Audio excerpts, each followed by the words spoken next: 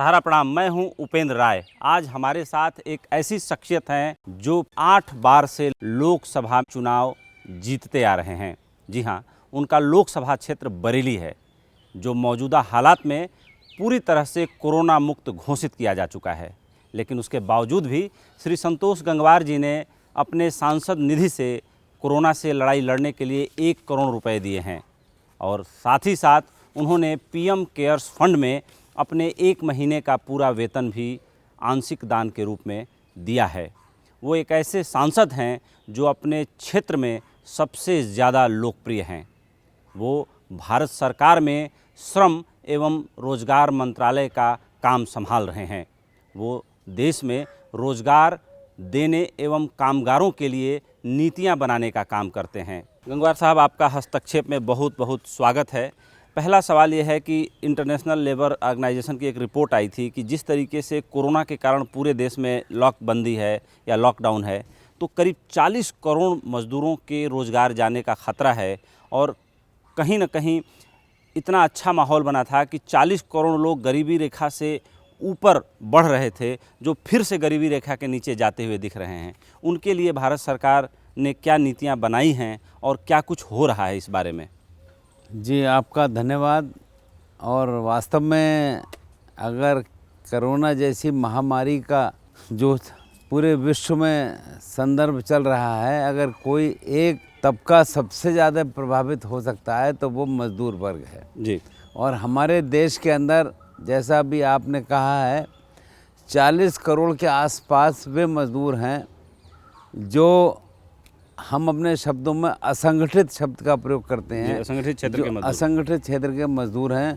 सामान्यतः अधिकांश इसमें भी हैं जो रोज़ कमाते और रोज़ खाने का काम करते हैं जी। और उनके लिए भारी समस्या है कि कैसे एक उनका रोज़गार भी बना रहे, उनके घर के खर्चे भी चलते रहें और उनको अव्यवस्था ना हो। मुझे ध्यान है जब एक शुरुआत हुई थी तो मैं पहले दिन इत्तेफाक से 25 या 26 तारीख को गाज़ियाबाद गया था जी। और वहाँ पर जो हज़ारों की तादाद में मैंने मज़दूर देखे, भाई बहन देखे मज़दूर, तो मुझे बहुत ही तकलीफ़ हुई और मैंने तत्काल अपने कार्यालय पर संपर्क किया।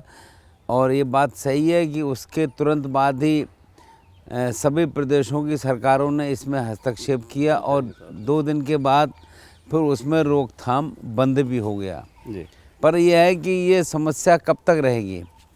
अब जो मज़दूर जैसे तैसे अपने घर पहुंच गया तो 1 महीना तो उसे काम मिल सकता है।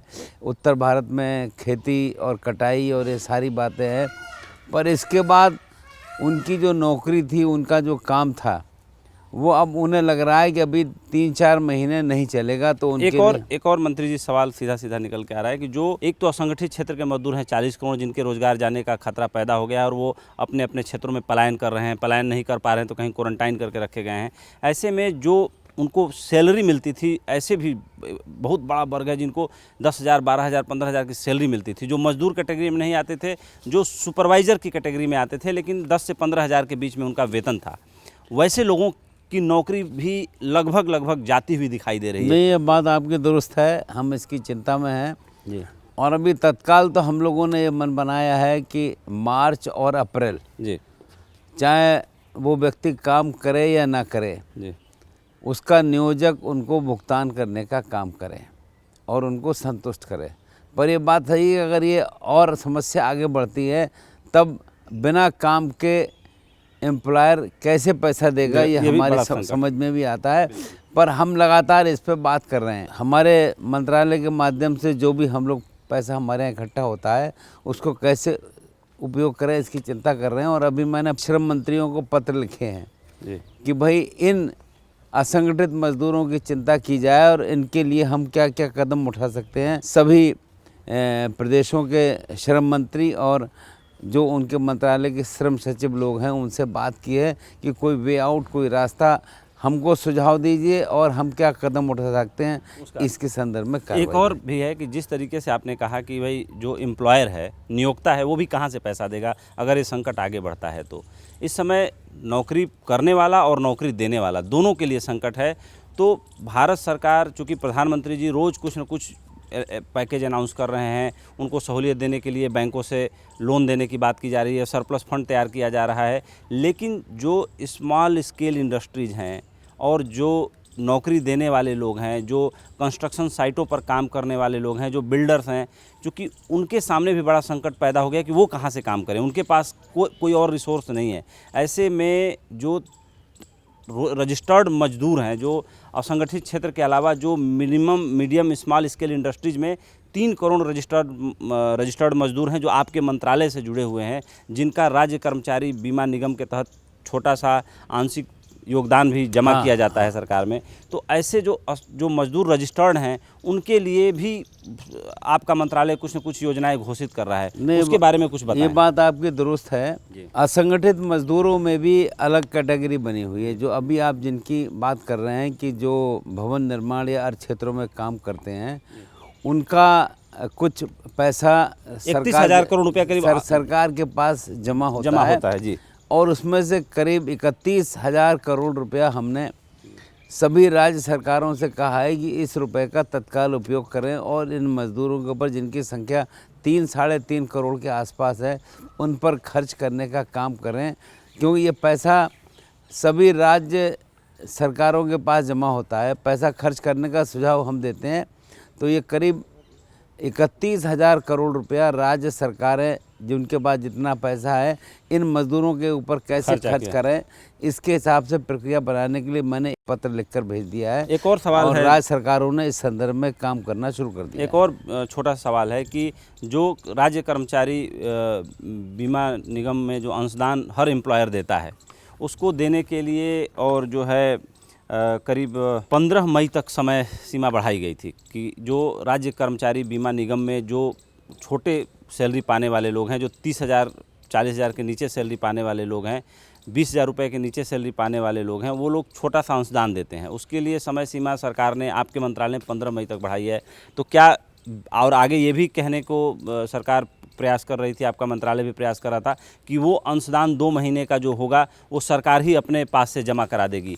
तो इस बारे में क्या पूरी तरह से नीति बन गई है? पूरी तरह 15,000 रुपये तक जिनकी सैलरी है जी, उनका अंशदान का हिस्सा सरकार देगी। अगले 3 महीने तक सरकार देने का तय हो गया है। जी जी। पर ये आप जो बता रहे हैं, 15,000 से कम का जो वेतन जिन कर्मचारियों को मिलता है, और उनके बारे में हम लोग लगातार बात कर रहे हैं और इसमें और क्या सुधार हो सकते हैं जी, इसके हिसाब से काम कर रहे हैं।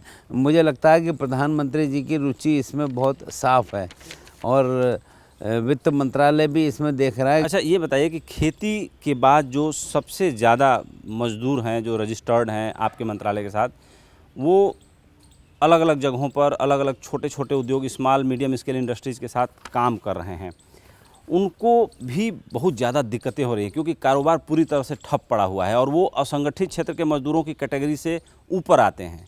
तो उनको मदद पहुंचाने के लिए मतलब क्या काम किया जा रहा है, क्या नीति सरकार नंबर एक, खेती के बाद अगर इकट्ठे असंगठित मजदूर हैं तो केवल भवन निर्माण क्षेत्र में सबसे ज़्यादा हैं। जो मैंने बताया, उनकी संख्या 3 करोड़ से अधिक है, जो आपके साथ रजिस्टर्ड भी हैं। हाँ, वो रजिस्टर्ड भी हैं और उनका ही मैंने बताया था 31,000 करोड़ रुपया जो विभिन्न राज्यों में जमा है, उसको उनके उपयोग के लिए सरकारें हमारी खर्च करें, इस दिशा में हमने कदम उठाए हैं। पर ये हमारी चिंता का विषय है। हमें समझ में आ रहा है कि 40 करोड़ बेमजदूर जो असंगठित कहलाए जाते हैं और अब उनके लिए एक समस्या आ गई है। मुझे लगता है कि जल्दी ही इनके बारे में हम कोई एक उचित फैसला ले रहे हैं। एक और सवाल उठ रहा है कि जिस तरीके से बड़े बड़े सैलरी पाने वाले लोग, मीडिया इंडस्ट्री में जितने लोग हैं, चाहे जो आईटी इंडस्ट्री में जितने लोग हैं, चाहे बैंकिंग, प्राइवेट बैंकिंग सेक्टर में भी, फाइनेंशियल इंस्टीट्यूशन में भी, जिस तरीके से छटनी का दौर चालू हो गया है, क्योंकि मैं खुद मीडिया बिजनेस से हूँ और हमको भी ये दिखाई दे रहा है कि अलग अलग मीडिया संस्थानों में जो प्रबंधन है वो छटनी कर रहा है। तो आपने जैसा कहा कि 2 महीने के लिए तो हम लोगों ने इंश्योर किया है कि नियोक्ता किसी को नौकरी से न निकाले, उनका वेतन दे, लेकिन आगे जो रोड मैप है, क्योंकि सरकार दूरदर्शी होती है, दूर तक देख के नीतियाँ बनाती है, उनका नुकसान न हो, इस बारे में सरकार क्या कर रही है? चाहे आप लोगों के बीच कोई चर्चा परिचर्चा? बात आपकी दुरुस्त है। हम चाहते हैं कि जल्दी से जल्दी स्थिति सामान्य हो जाए और धीरे धीरे काम की शुरुआत हो जाए। जी। इसलिए हम लोगों ने मन बनाया कि मार्च और अप्रैल 2 माह ऐसे हैं कि जो अस्थिरता के हैं, पर इसके बाद में मई के बाद एक प्रक्रिया सही ढंग से शुरू हो जाए, इस दिशा में काम कर रहे हैं। और जैसा आप कह रहे हैं, बात सही है कि लंबे समय तक अगर अनिश्चय की स्थिति रहेगी तो देश हर तरीके से प्रभावित होगा। कोई भूखा न रहे, इसके लिए प्रधानमंत्री गरीब कल्याण अन्न योजना के तहत 80 करोड़ लाभार्थियों को 5 किलो गेहूं चावल अगले 3 महीने तक मिलेगा और इसका फ़ायदा कहा जा रहा है कि 80 करोड़ परिवारों को मिलेगा।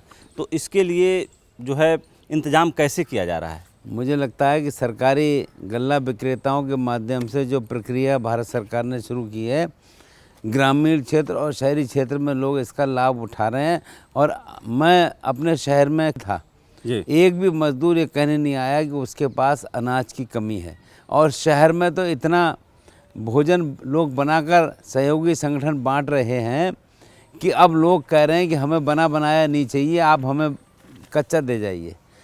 देश के अंदर लोगों ने इतनी रुचि दिखाई है, लोगों ने इतना सहयोग करने का काम किया है जो कल्पना से आगे बढ़कर है। मैं आपके माध्यम से उन सभी भाइयों को धन्यवाद दूंगा कि जिन्होंने इस त्रासदी में अपने आप को जोड़ा और अपने घर के खर्चे को रुकाकर इस काम में आम आदमी के हित के लिए एक सही दिशा में चलने का काम किया। जिस तरीके से आपने कहा कि गरीब और अन्न भंडारों से जो मदद की जा रही है, चाहे आपने निजी लोगों की भी प्रशंसा की, सराहना की। आपका ज़िला जो है कोरोना मुक्त घोषित किया जा चुका है और आपके बारे में कहीं छोटी मोटी खबरें आई थी कि जो बरेली के अस्पतालों में और जगहों से जो लोग लाए जा रहे हैं, उस पर शायद आपने असंतोष भी जाहिर किया था कि भाई हमारा ज़िला तो कोरोना मुक्त हो गया है, इन अलग अलग ज़िलों से लाए गए लोगों के कारण हो सकता है कि फिर से यहाँ कोरोना के केसेस दिखने लगें। तो बरेली में ये बताइए कि कोरोना के कोई केस आए ही नहीं या आने के बाद आपने प्रयास किया और कोरोना मुक्त घोषित हुआ? नहीं, बरेली में केस नहीं थे। केवल एक बरेली वासी जो थे वो नोएडा में नौकरी करते थे, उनके यूनिट में कोरोना से युक्त मरीज आ गए थे। वो आए थे तो उनके परिवार के जो 5-6 लोग जो थे उन सबको कोरोना हो गया था और वो अब प्रभु की कृपा से उनकी बीमारी दुरुस्त हो गई है, वे सब लोग सही हो गए हैं और उसके बाद भी कोई नया मरीज हमारे यहाँ अब तक नहीं आया। और इसीलिए प्रदेश सरकार ने हमारे शहर को कोरोना मुक्त घोषित करने का काम किया है। और जैसा मैं कहता हूँ कि हर मरीज का इलाज हो, उसकी चिंता हो, पर ये ऐसी बीमारी है कि जो कभी भी फैल सकती है। इसलिए अगर मैंने आग्रह ये करा कि बरेली में मरीज तभी लाए जाएं जब बहुत ही आवश्यक हो जी। और अड़ोस पड़ोस के ज़िलों से अगर हम किसी का इलाज ना करें, ऐसा नहीं है जी। पर हम ये नहीं चाहते हैं कि ऐसा कोई काम ना हो जो हमारे लिए समस्या पैदा करे।